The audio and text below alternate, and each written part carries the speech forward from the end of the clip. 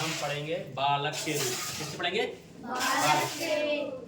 क्योंकि जैसे अभी एग्जाम आने वाला है हाई स्कूल इंटर वालों का, तो उनको ये रहता है कि बालक के राम के रूप में बहुत कठिन लगते हैं।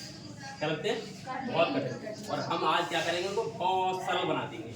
क्या करेंगे? सरल बना देंगे। ठीक है, तो कैसे बनाएंगे हम सरल? देखो, ये है अकारांत बालक शब्द। ठीक है, अकारांत का मतलब होता है कि लास्ट में, जो लास्ट वाला हमारा वर्ड हो उसमें छोटा आ आए। क्या है?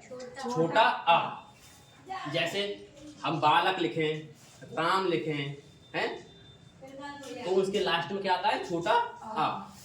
और तो इसमें 3 वचन होते हैं। कितने वचन होते हैं? 3। एक वचन, द्विवचन, बहुवचन। देखो, एक वस्तु या एक व्यक्ति की हम बात करें तो एक वचन, 2 वस्तु या फिर 2 लोगों की बात करें तो 2 वचन, और 2 से जो भी अधिक हैं, 3 हो, 4 हो, जितना भी हो, उसके लिए हम बहुवचन का प्रयोग करते हैं। इतना है समझ में? Yes sir. ठीक। और विभक्ति, देखो हमें विभक्ति भी जरूरी है। जब तक हमें विभक्ति नहीं पता होगा तो हमें पता कैसे होगा कि एग्जाम में आपसे दे दिया बालकेन या बालकाभ्याम, और पूछ लेगा आपसे कि ये बताइए कि तृतीया विभक्ति के बालक के रूप द्विवचन का या एक वचन का बताइए। तो हमें जब विभक्ति नहीं पता होगी तो हम कैसे पता कर पाएंगे? ठीक है, तो हमें विभक्ति भी जरूरी है। तो देखो, विभक्ति हमारी होती है प्रथमा, द्वितीया, तृतीया, चतुर्थी, पंचमी, षष्ठी, सप्तमी, संबोधन।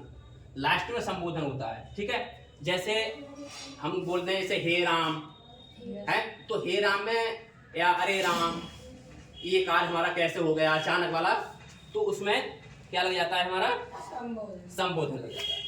अब देखो, हम पहले से बहुत पढ़ते हुए चले आए हैं, ऐसे ऐसे पढ़ते थे हम। पहले एक वचन यानी प्रथमा विभक्ति पूरा पढ़ा, द्वितीय विभक्ति पूरा पढ़ा, फिर तृतीया विभक्ति हमने पूरी पढ़ी। ऐसे हमें नहीं पढ़ना है, अब हमें पढ़ना है ऐसे ऐसे। बहुत जल्दी याद हो जाएगा हमें। देखो कैसे, यहाँ बाल का लिखा हुआ है, यहाँ पर ये विसर्ग लगे हुए हैं तो इसको बाल का बोलते हैं। क्या बोलते हैं? बाल का। ठीक है, बालकम, बालकेन, बाल काय, बाल कार, बाल कश्य, बाल के, हे बालक। ठीक है, ये हमारा हो गया एक वचन। अब देखो, द्विवचन तो बहुत ज्यादा सरल है। प्रथमा विभक्ति और द्वितीय विभक्ति में हमें पढ़ना है बालकौ, बालकौ। ठीक है, और तृतीया, चतुर्थी, पंचमी में हमें पढ़ना है बालकाभ्याम, बालकाभ्याम, बालकाभ्याम। ठीक है, षष्ठी और सप्तमी विभक्ति में हमें पढ़ना है वालकयो, वालकयो। ठीक है, वालकयो, वालकयो। समझ आ रहा नहीं आ रहा है? Yes sir. हाँ, वालकयो, वालकयो। यहाँ पर ये डंडा गलत लग गया। हाँ, वालकयो, वालकयो। ठीक है, हाँ। फिर लास्ट में हमारा जैसा हमने प्रथमा विभक्ति में पढ़ा था बालकौ, तो हे लगा करके हे बालकौ हो जाता है हमारा। अब हम चलते हैं बहुवचन पर। तो देखो, यहाँ बालका हो गया, फिर बालकान, बाल कई, आई की मात्रा लग जाती है तो बाल कई, बाल केभ्या, बाल केभ्या। देखो डबल हो गया, यानी चतुर्थी और पंचमी में बाल केभ्या, बाल केभ्या, षष्ठी में बाल का नाम, और सप्तमी में बाल केसु, और संबोधन में हे बाल का, जो हमारा प्रथमा का था उसी को हमने यहाँ पर कर दिया। ठीक है, अब देखो, हम इसको एक गाने की ट्रिक से भी पढ़ सकते हैं। कैसे?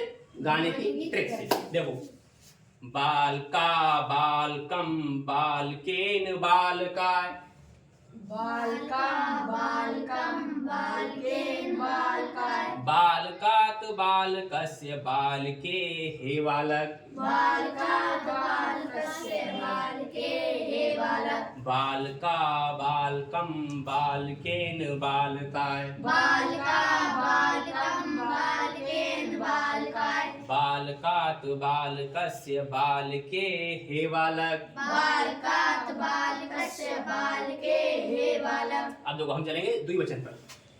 बालकौ बालकौ, बालकौ बालकौ, बालकाभ्याम बालकाभ्याम बालकाभ्याम, बालकाभ्याम बालकाभ्याम बालकाभ्याम, बालकयो बालकयो बालकयो बालकयो, हे बालकौ, हे बालकौ, बालकौ बालकौ, बालकौ बालकौ, बालकाभ्याम बालकाभ्याम बालकाभ्याम, बालकाभ्याम बालकाभ्याम बालकाभ्याम, बालकयो बालकयो हे बालकौ।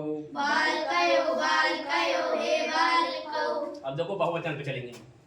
बालका बालकान बालिकै, बालका बालकान बालकै, बालकेभ्यः बालकेभ्यः, बालकेभ्यः बालकेभ्यः, बालकानां बालकेषु, बालकानां बालकेषु, हे बालका, हे बालका, बालका बालकान बालिकै, बालका बालकान बालकै, बालकेभ्यः बालकेभ्यः, बालकेभ्यः बालकेभ्यः, बालकानां बालकेषु हे बालका। बालकानां बालकेषु हे बालका। देखो मुझे उम्मीद है कि आप सभी को ये हमारा टॉपिक अच्छा लगा होगा। ठीक है, हमारा चैनल सत्यराम माथुर सर जी को सब्सक्राइब कर लेना और बेल आइकन को प्रेस कर लेना। ऐसे ही हम अच्छे अच्छे वीडियो और भी डालेंगे। बालक का हमने आज बताया है, कल राम का, किसी और का भी हम बताएंगे। ठीक है, हमारे चैनल सत्यराम माथुर सर जी को सब्सक्राइब कर लेना। धन्यवाद।